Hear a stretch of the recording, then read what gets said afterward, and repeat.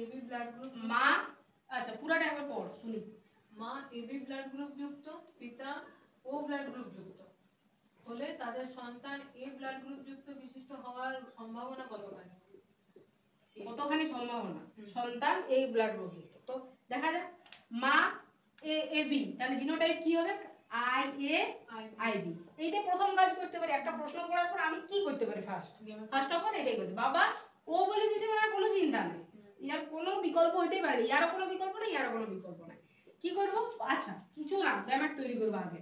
দুটা গ্যামেট হবে গিয়া, দুটা আলি ইয়ারও গ্যামেট, ইয়ার একটাই আই ও আই ও। এবারে ক্রসিং করাই দে। আচ্ছা F1 জেনারেশন দেখবো। হ্যাঁ, F1 জেনারেশনে কি কি দেখতে পাবো? এই ক্ষেত্রে কি করতে হবে? আমাকে চেকারবোর্ড ফরমেশন করতে হবে। আইও আইও আই এ আই বি। তাহলে আই এ আই ও একটা পাচ্ছি, আই এ আই ও আরেকটা পাচ্ছি, আই বি আই ও একটা পাচ্ছি, আই বি আই ও একটা পাচ্ছি। তাহলে এইটা হচ্ছে এ ব্লাড গ্রুপ যুক্ত, এইটা হচ্ছে এ ব্লাড গ্রুপ, এইটা বি ব্লাড গ্রুপ, এইটা বি ব্লাড গ্রুপ। তাহলে কি হচ্ছে? 50% এ ব্লাড, 50% বি ব্লাড। এবার প্রশ্ন কি ছিল?